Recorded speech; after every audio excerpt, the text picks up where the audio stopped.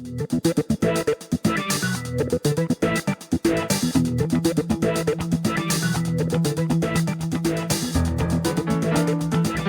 are listening to the SDSU Football Podcast, presented by the East Village Times, with your hosts Andre Hagverdian and Paul Garrison. Welcome, listeners, to another episode of the SDSU Football Podcast. I am Andre Hagverdian, and with me, as always, is Paul Garrison. What's going on, Paul? Nothing too much, man. What's good, Andre? Oh, things are good. Things are good, man. We have another great episode, as always, for you guys. We have an interview with Aztec quarterback Jordon Brookshire coming up later in this episode, so stay tuned for that. It was a great chance to catch up with a player that's no longer on the team, but it was great to get some insight from him on the past couple years he was with the team. But before we get into that interview, we want to answer another question that we received from our listeners on Twitter. The question for today came from @Nathan_Perry, and it's related to the offensive line. He said, the offensive line will look to have some new faces contribute next year. There were some high-profile signings a year ago. Will some of the young linemen, like Simmons, potentially be thrust into a starting position? So this is a great question, as always, because other than the quarterbacks, I believe the offensive line is probably going to look the most different next year on the team in regards to any of the positional units. A lot of guys that are no longer with the team. I was going to say, yeah, I agree. I think when you look at the kind of the composition of the roster, and as you're heading into spring camp, and we'll definitely be unpacking it more as we get to that February date. But I think on paper, this is the biggest question mark heading into that area, along with QB, right? And this is the, I guess, the flip side of having so many guys come back for their extra senior season, because at a certain point you have to either get somebody in on the transfer market, or you have to bite the bullet and you have to just play some of your younger players. To answer the question directly, and the end of games last year, Simmons was not one of the guards who came in. And so I think that's a really interesting just dynamic of this. They played other guards who will be in the mix. And Sebastian Hernandez, he came in. He's actually older. And so that's, he's played football. He came from Cerritos College. So he's older, and, age is important. And they also had Ross Ugalo Masali. Help me with that, Andre. But he was a freshman as well. Last year, he was a freshman and he played. And so I think, there are young guys there. There are players that are on the roster, and we'll see how Coach Goff is able to bring them together. Yeah, I mean, you're looking at a position unit that's losing 6 of their top 8 most experienced players. 3 starters, Zach Thomas, William Dunkel, and Chris Martinez, who transferred to Arizona State, plus the 3 main backups, Joey Capra, Desmond Basent also transferred, and Dominic Gudino appears to not be coming back after his first senior season. So you're looking really at 2 players on the roster that have more than 40 snaps in FBS competition, which has to be concerning for the coaching staff. Cade Bennett, who is a transfer from Oklahoma State, only played 36 snaps this past season in 2 games. So it's not like he's a transfer that's coming in with a boatload of playing experience. Now he has more experience at a Power 5 and being through a program like Oklahoma State, but not necessarily the actual game action. So that it's definitely a concerning point, but that's what the coaches are there for. They've got very talented freshmen and sophomores that have been waiting in the wings, and we're gonna see what they're made of.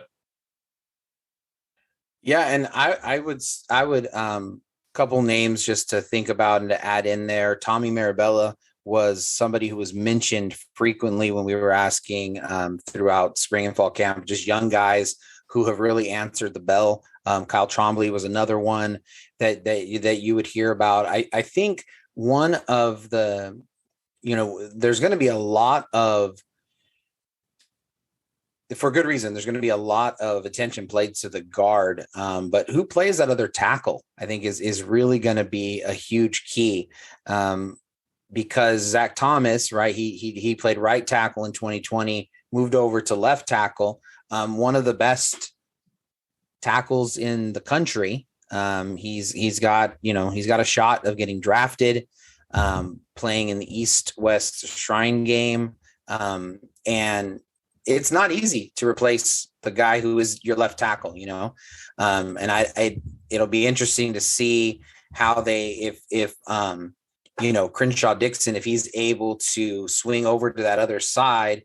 But again, he's only started 1 year, and moving somebody like Thomas from right to left, who has a lot of experience, is one thing.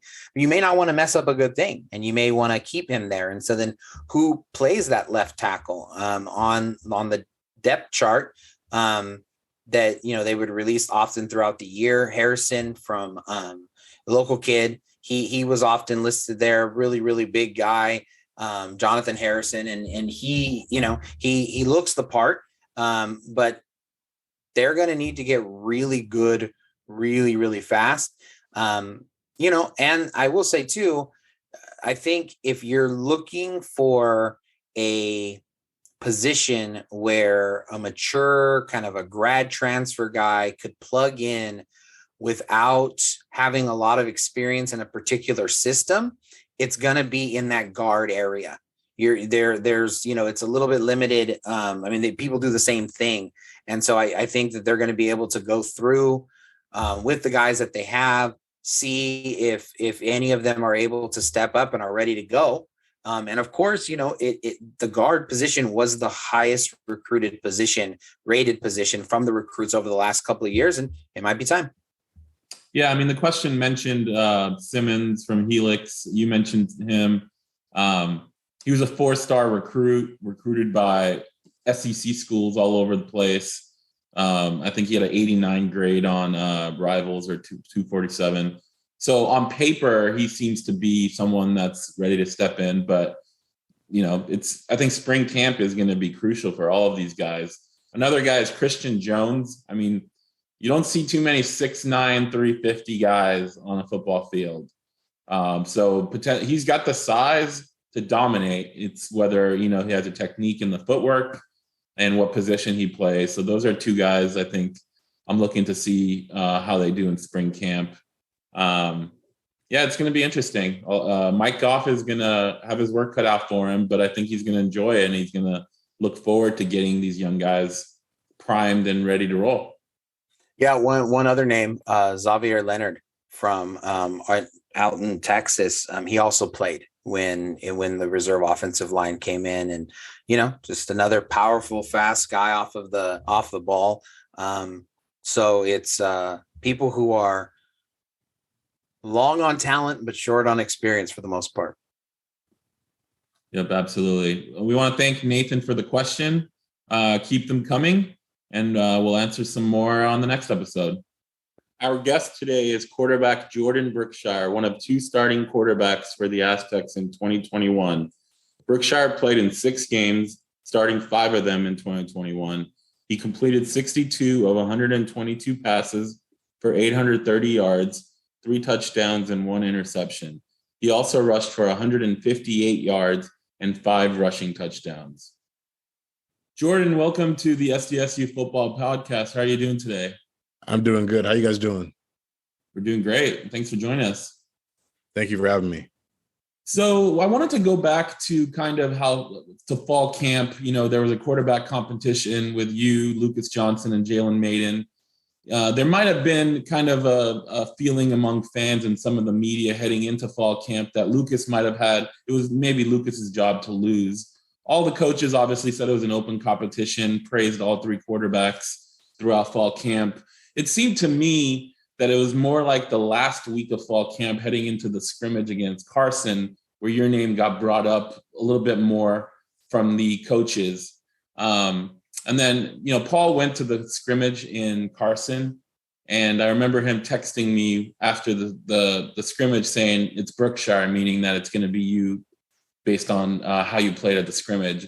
So was there something that changed with you maybe towards the end of fall camp, or was it more of just your culmination of all your hard work that went into it? I think it was the consistency that the coaches wanted to see. I know, like, we'd go out there, all of us, and one day we'd have a great day. The next day wouldn't be so good. And you're just going to go like up and down.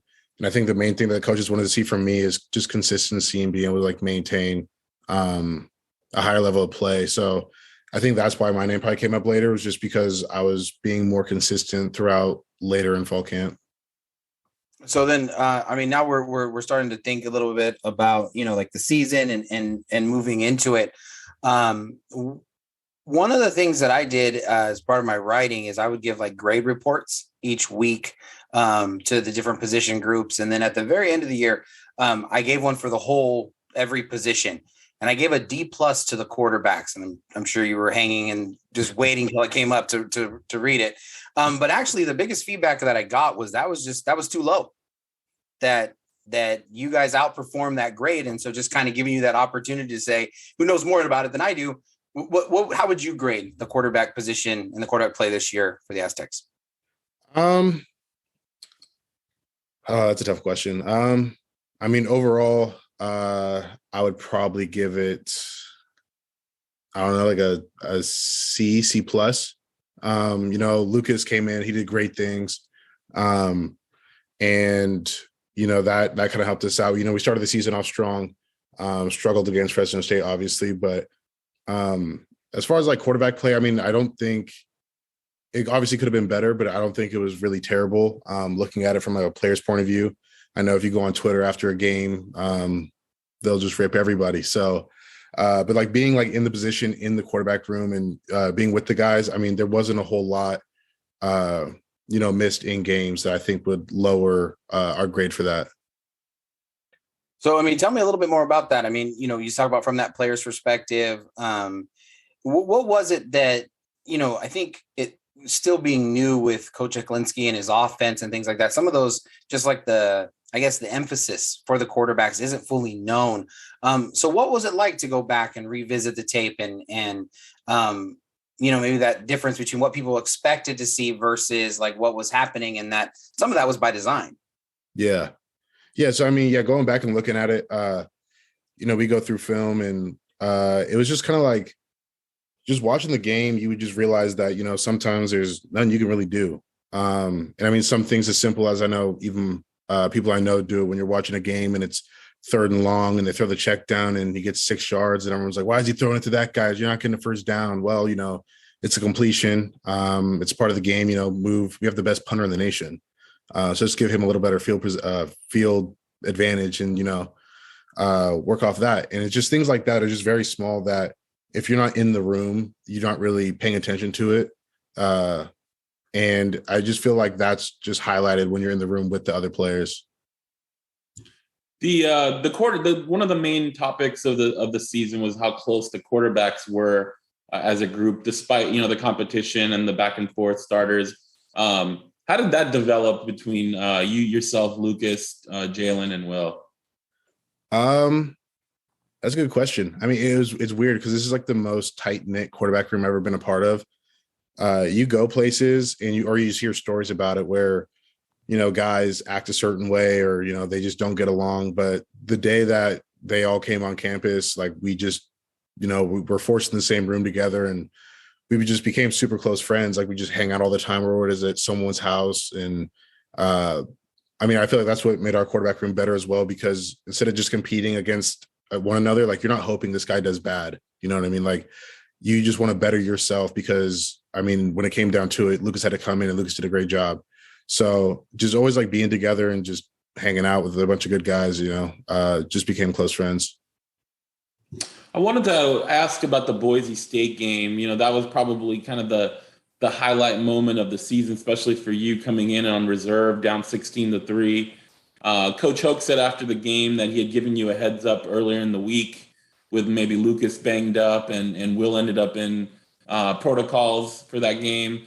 Can you just take us through what you remember from that game and how that game kind of turned out? Yeah, it was really interesting because I'd got down or moved down to third string. I really didn't get a lot of reps from the week after San Jose till that game. And then just like every game, all the coaches and all the players like, well, yeah, just be ready, just be ready. And you're kind of like, yeah. Like you say that every week. And then I don't know, there's just some weird feeling because like people just kept saying it. And I was like, well, I guess we'll see what happens. And then, sadly, Lucas was banged up. And then Will wasn't there. So then they're like, hey, like you're going in. And I just went in the game and there wasn't any added pressure or anything really because, we had nothing to lose. We're down, 16-3. And, I just go out there and try to have fun and fix the situation. As you were walking off the field, Norv Turner, I think, introduced himself to you. Did you know who he was, and what did he say to you as you were walking off? Yeah, I've met with Norv a few times, and that week as well, he's just been talking to me and, just saying, like, stay in there, keep your head up, if you have to go back in, like, you're going to be ready and all this stuff. And then it was funny just seeing him there after the game because he just came up, shook my hand, and basically looked at me like, I told you so. Like, I let you know, like, you could do this and you did it. So he's just like congratulating me on that. So there's like, what is it about that game? You've had a little bit of a distance from it, or in the season in total. What are some of those memories that kind of come back to you that you've reflected on with this little bit of a pause between the season? I'm not too sure. It was just, it's still kind of like new. No doubt. It hasn't really like hit me completely yet, but I just know that even just being away from the team, you just feel different because you're with them all day, every day from August. So I'm not too sure. It hasn't really hit completely yet. Yeah, no doubt. So kind of like transitioning away from last year, could you give us a little bit and going even further back? What was it like? Fully, having that COVID season. It's a brand new offense, and you're learning it like this. Like you're just having conversations, and you're not able to be on the field. What was that like trying to install like a brand new offense and being able to do that? It was pretty difficult. A lot of people learn in different ways. And I feel like learning over Zoom is just so complicated because you can look at something as much as you want on like a screen or on paper, but it can look so different in person on a field when you have 4 big D linemen in front of you, you have an O line in front of you, seeing all the moving parts. It just changes everything. So not being able to be on a field and do that with everyone just made it very difficult. And so then, like, we talked about that challenge, and then moving through the season and the close knit group that the quarterbacks are. What is Jeff Hecklinski like as a coach, both as an offensive coordinator and as a QB coach? As a coach, I would say he's pretty calm. He won't really yell at you unless you keep making the same mistake, which I think anyone would yell at that point. But he was just very trying to think of the word. I would just say like understanding, and as long as the end goal is there, that's kind of all that matters. So there's like certain coaches that I've had personally where they want you to throw it to this guy with this look, and that's the only reasonable answer. But with Coach Heck, as long as the ball's completed, it's moved downfield, like, hey, that's a good play for us. As long as we just kept moving the ball forward, even if there's a guy open downfield and we scramble and make up a few yards, at least we didn't make a worse play by missing the receiver and then forcing a ball somewhere or taking a sack. So he's very like optimistic and just like understanding of the quarterback room. Looking back, after 2020 season and then 2021 season, was there a schematic or strategic change to the way the offense was run from those seasons, or was it more of a continuation of the same type of offense? It was definitely a continuation. I think that a lot of what we did this last season, we wanted to do in the COVID season, but due to time and lack of preparation, we were unable to like get all the way that we wanted to. And a lot of the things that we came into with this season were just all very similar. And there wasn't a whole lot of like extra learning this season because they were in our playbooks from the 2020 season that, these are things we want to get to if we have time to do it, but we didn't. So there wasn't like a whole lot of new information. It was just kind of like a repeat and just, getting down what we try to get down in 2020. And then moving forward, I know Coach Hoke spoke today at a press conference that your time at San Diego State football team is over. The reports a couple of days ago were that you entered the transfer portal. Can you just kind of walk us through your decision-making process of how you ended up at that position? Yeah, so we hold end-of-conversation meetings with our coaches, and Coach Heck let me know that they weren't going to bring me back, but they'd still like to pay for my school. And I said, okay. And at the time being, I didn't know if I wanted to keep playing football. And I'm close to finishing my master's degree right now. I'm expected to finish that at the end of the summer. And I was thinking like, well, it's going to be hard to find a school that, I can keep that same progress with, because I don't have to go to a new school and repeat master classes or just take classes just to play football. So I was just kind of battling with that for a little while. And then it just kind of came to it where I didn't realize what I was going to do or what I wanted to do. So I just talked to my advisors and some people at San Diego State and said like, hey, if I enter the portal, is there anything that's going to, come from that? As far as like ruining my classes for this semester, just any confusion. And they said no. So I just said, okay, I'll do it and see what happens. So are you actively talking to other programs right now about potentially playing football next season there? I am. It's not incredibly serious, because I think I entered it on Friday, but since it was a 3-day weekend, it took until yesterday to get admitted. So I got the email and stuff like that, I think yesterday around noon, and I've had quite a few coaches, message me and follow me on Twitter. So there's always that early recruiting process. So yeah, I'm just kind of waiting and seeing if there's something that catches my eye, I'll take it. If not, I'm not too worried, and I'll finish my degree at San Diego State and then see what happens from there.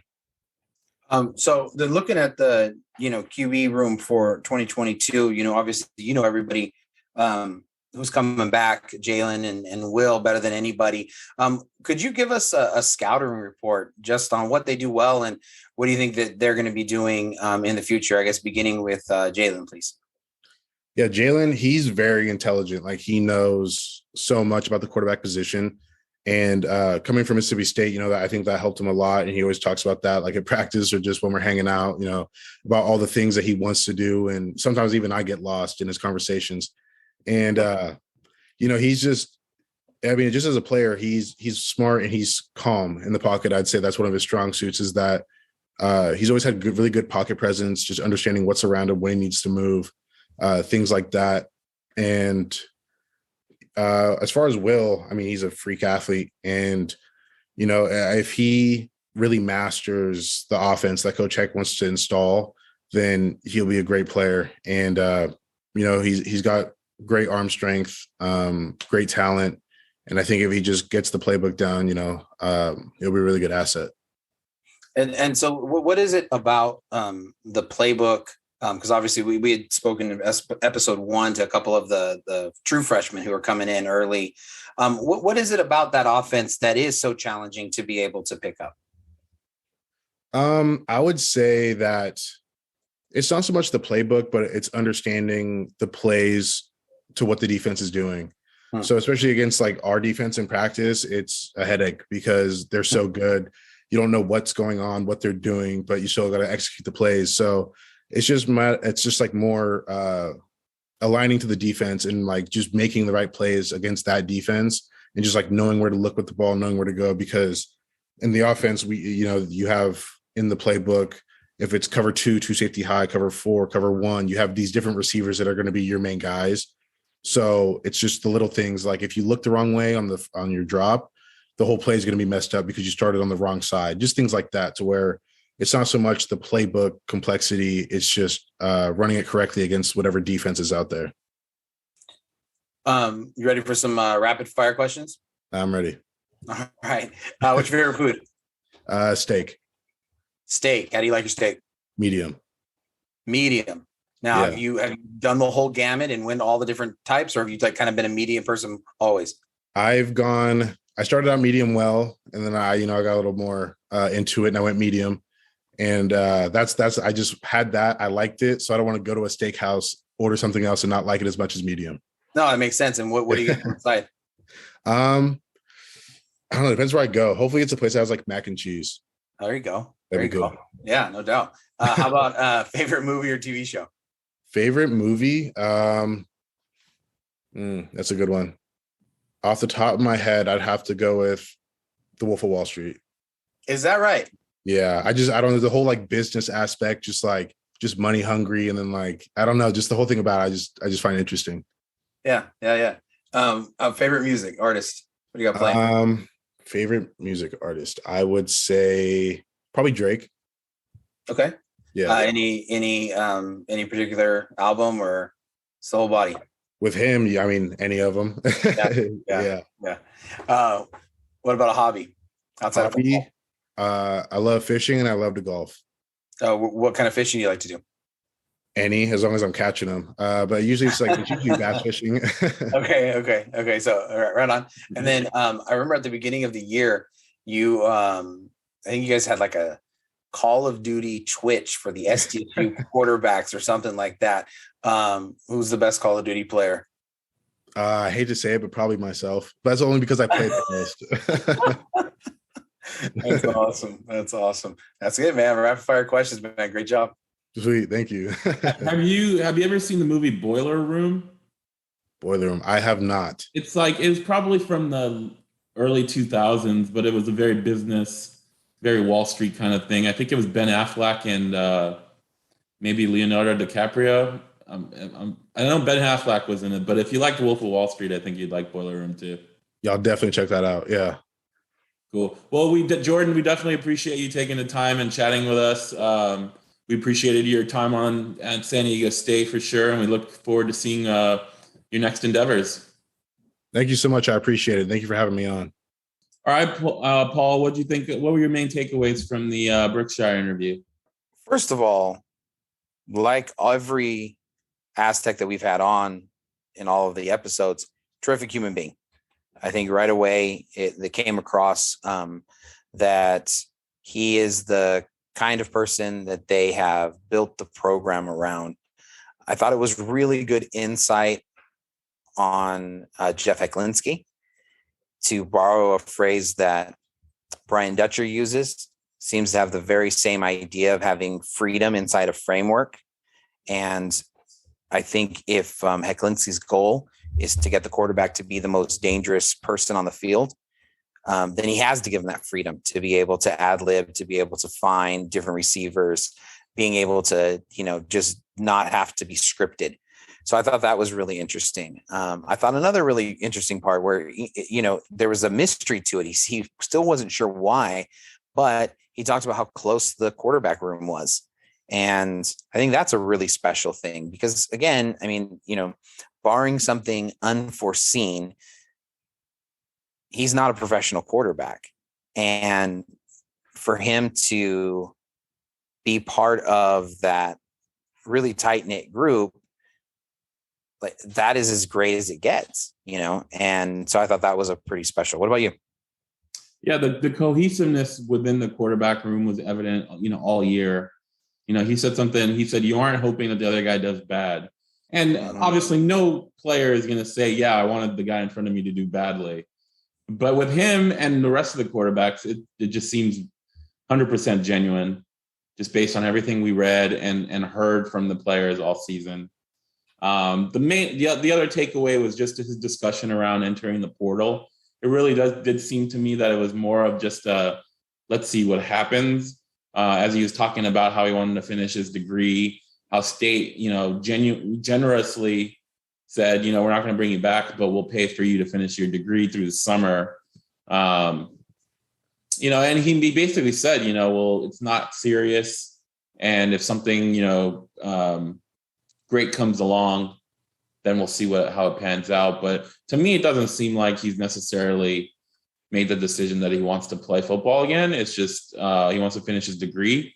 And if the right opportunity comes along, he'll take it, but it's not his most top of mind thing. Yeah, no, I think that's a great point. And it did definitely sound like that. He definitely seemed like he wanted to keep options and doors open, which, he's obviously a really intelligent person and he was self-aware enough when we asked him about what it is he wanted to do after he got his degree, to be able to say, well, it changes every day. And so he seems to have that self-awareness. And so it might happen that he gets that bug again. And because he kept his name in the portal, he's going to be able to do that. I also thought it was an interesting glimpse into, what Brady Hoke has spoken about a couple of times in the press conferences about how hard these conversations are to ask them not to come back and to share all the things that he shared about Hecklinski, the closeness of the group, but then also that it was the offensive coordinator who asked him and told him, we're going to be going in a different direction. That has to be a very, very difficult thing. I mean, again, this is the same group who, when Hecklinski came on staff in 2020, they have the COVID year. And so they're by and large, the only social group that they have during that whole entire time. And then obviously, as close as everybody was, he's obviously has great respect for Hecklinski. And that had to be a really difficult, just on a human level, having to have that conversation. Yeah, since we're on the topic of quarterbacks, we got 2 questions from followers related to quarterbacks. One question came from @Padre_time, which was, do you see the Braxton Burmeister to San Diego State speculation as having any legitimacy? Obviously, with the news that broke this week about Burmeister enrolling in school and officially being announced on the team, yes, it was legitimate. So the follow-up question that we received from Ronnie @the_Ronsta was, who starts at quarterback next season, Haskell, Maiden, or a transfer? In this case, that transfer would be Burmeister. I'll throw 2 more names in the pot, which would be Amavai and Crum, true freshmen that are enrolling early. So we've got essentially five guys in the mix. Whether that gets narrowed down to 3, by the time fall camp starts, we'll see. But Mr. Garrison, who starts at quarterback in September 3rd, 2022? Yeah, I'm going to tell you right now the answer to that. I will add one more name just because he's there. Marshall Euchre, 6'5". I mean, when you watch them in practice, he is the one who stands out. You're like, who is this guy? But he's a walk-on. I think La Costa Canyon, I think. Mm-hmm. And he's going to be throwing the ball around too.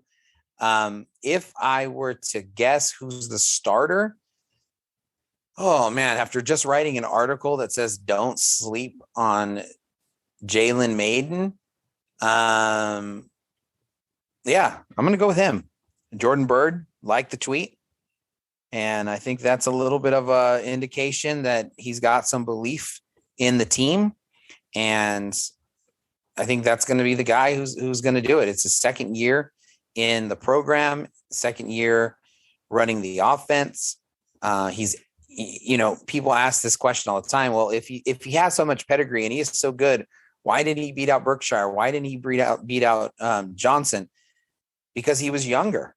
And kids need to mature. It's just how it works. I mean, you get phenoms who are able to do things when they're young, but that's not typically the way that it goes. And so he's entering into, a really mature place, kind of in that make or break, do or die for his career. And I'm going to go with Jalen Maiden. What about you? Before I give you my answer, I will mention the Maiden. The one thing that's maybe not talked enough about Maiden, and it's nothing he can control, is that he's left-handed. And there is a definite schematic difference between having a right-handed and a left-handed quarterback, because the blind side is a completely different side. The rollout side is different. And, you don't see too many left-handed quarterbacks as it is. And then you don't see too many really good left-handed quarterbacks, whether it's in college or NFL. And I wonder if that plays any factor into the final decision making, because most offensive coordinators probably have a lot of their their rollouts, their bootlegs, things like that going to the right side. Their left tackle being their strong tackle because that's the blind side.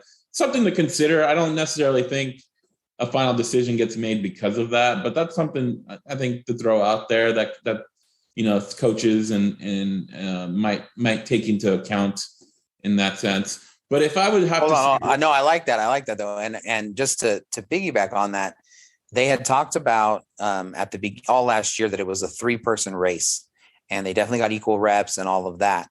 But Zach Thomas was the right tackle in 2020. And first press conference, I asked Coach Hogue, I said, hey, could he go over to left? He's go, absolutely. Not only did he move to left tackle, but he stayed there right away.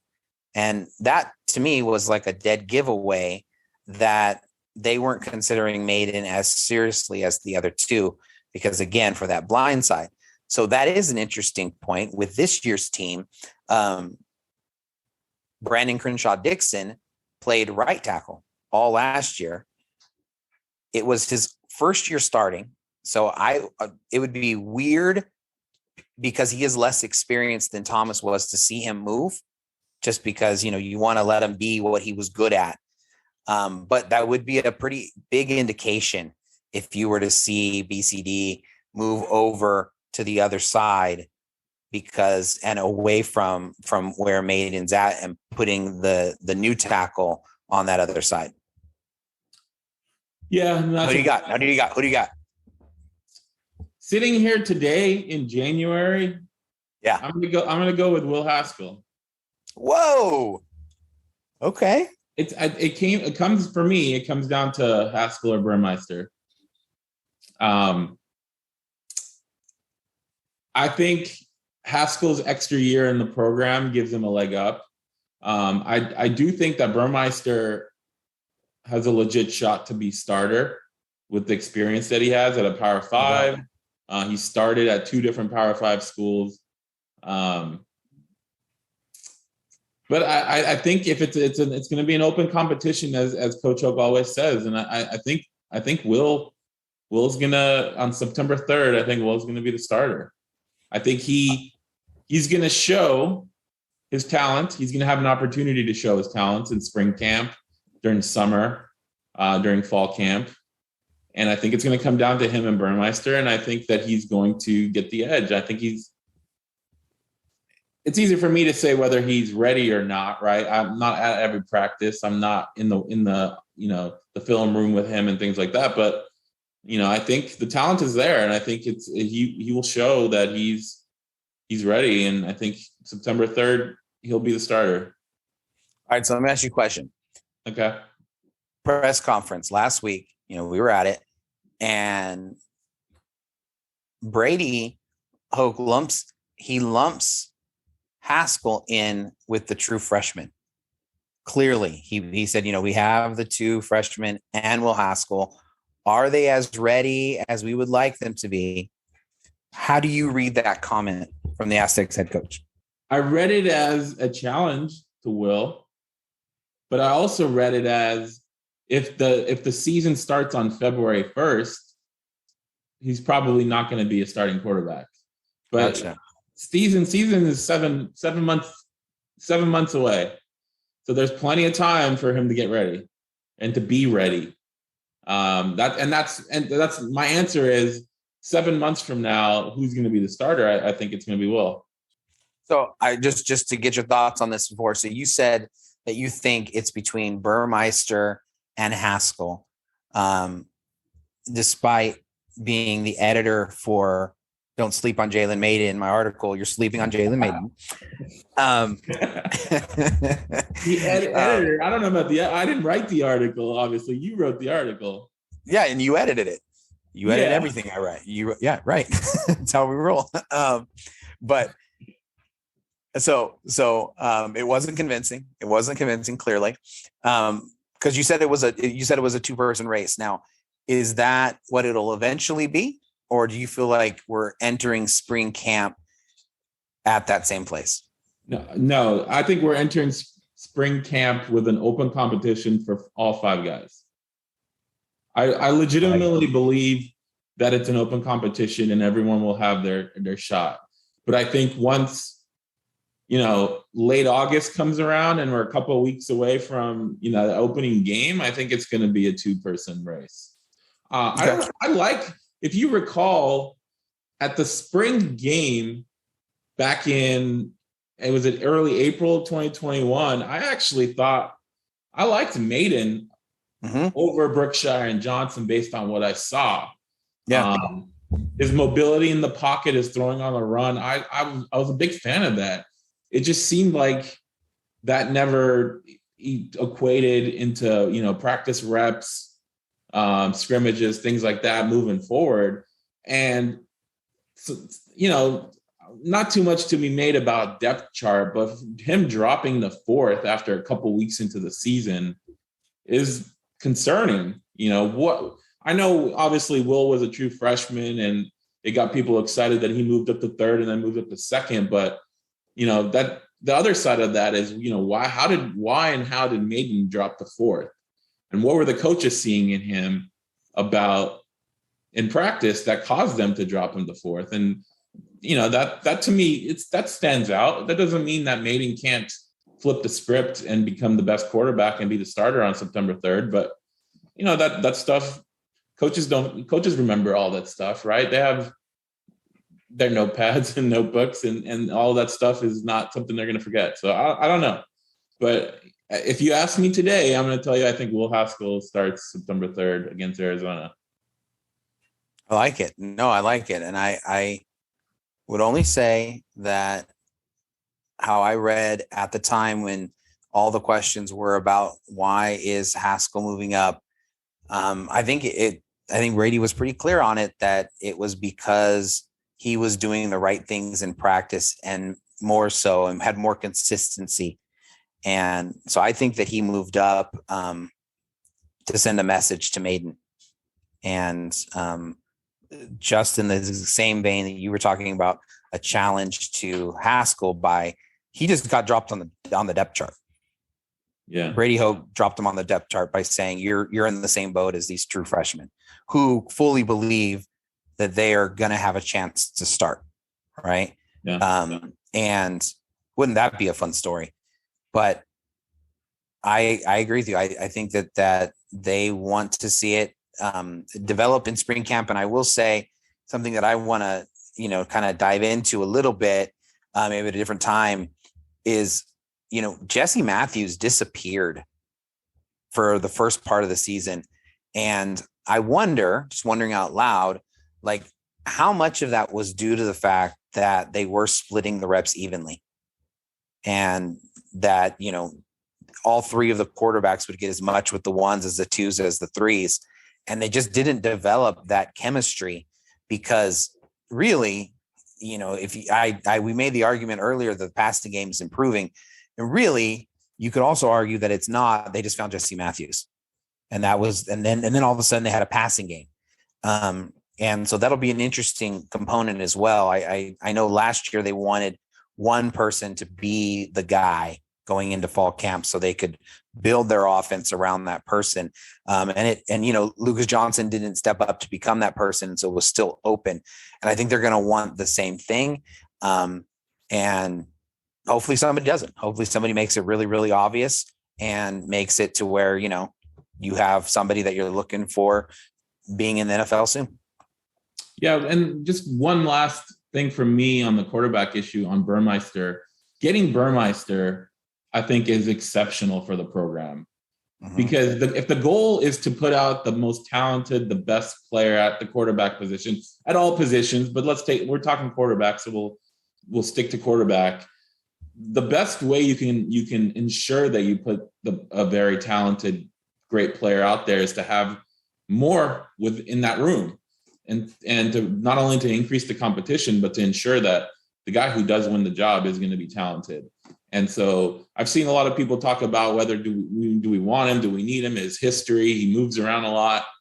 All of that stuff is kind of in the past. He's in San Diego State Aztec now, and he's going to help the competition and he's going to help the talent level in the quarterback room. And if he's the best quarterback and he's starting on September 3rd, that is a great thing for the program and the school moving forward, and I think people need to realize that this is a great thing for the program to get a 4-star Power 5 experienced quarterback on the roster, just like Jalen Maiden was, obviously, as you wrote in your article about him. So you did read it? I did read it. Yes. Of course. Okay, good. Thank you. No, that's good. Okay. So I know you said it's the last thing, but how do you read the saga? I mean, how do you read the saga of where it's rumored, it's said to be out there, everybody kind of knows it's there, UT comes out, says it's done, and then it doesn't happen until this week. What do you think that pause was about? Obviously we know the school can't comment on a specific player until it's official. Either, with transfers, they don't sign a national letter of intent. It's the grant, and then they have to attend the class. So Right. It makes perfect sense that Brady was being very evasive about it. But that doesn't mean the player can't come out and tweet or tell a reporter, "Hey, yeah, I'm intending on transferring to San Diego State." Right. And for him to not say that was interesting. Whether that was just him, wanting to draw it out, or whether it was, speculation was that he was waiting on a better offer or an offer from a better team, a Power 5 team.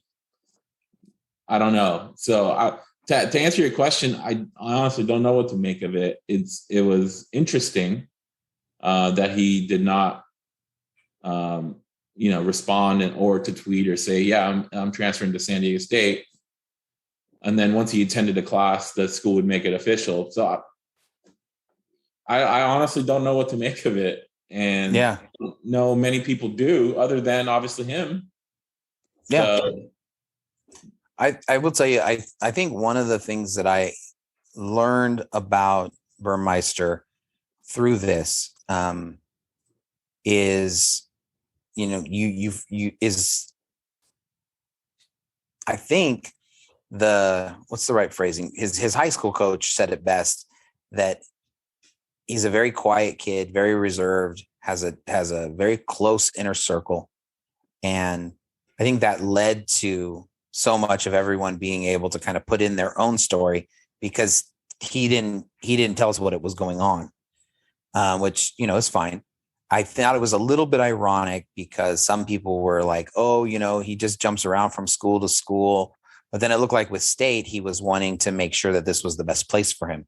And so it was like, if he jumped around too early in his career, I should say, well, then he learned his lesson and he, kind of waited a little bit. And then I will say, if you look at all the places that he was at, the coaches all left before he did. And Taggart came into Oregon. Taggart leaves to Florida State.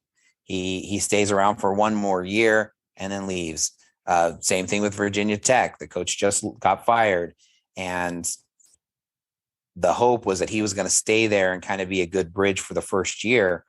But no one is talking about that the coaches shouldn't have left, or it's always the kid, and so I think Burmeister, it was given just, you're going for certain reasons because you think it's going to be a certain way. It turns out not to be.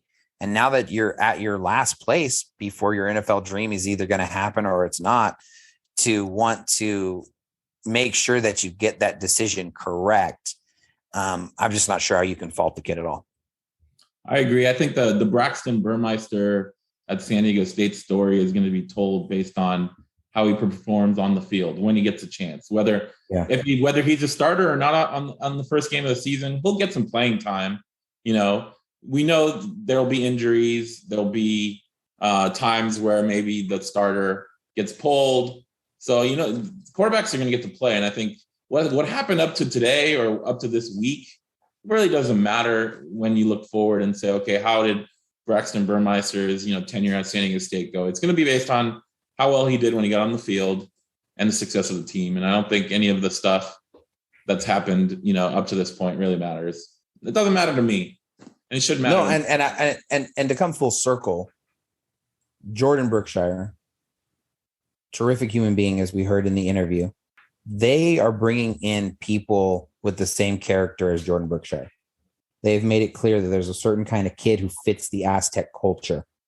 And so they clearly believe that Burmeister is the same level of quality that, we've seen over and over with Matt Ariza interview and all the stuff that we've done and what we've expected, on and off the field from this program. And with the track record of how great the kids have been, without the players have been, without any, off the field stuff, etc. I think that speaks volumes to the person that Burmeister is. And I think that is probably the best indication because they obviously know him a whole bunch better than any of us do. That's going to do it for another episode. We want to thank Jordon Brookshire for joining us again. And thank you to the listeners for listening. Make sure to hit the subscribe button on the podcast so you get notified as soon as a new episode drops. And we'll talk to you next time.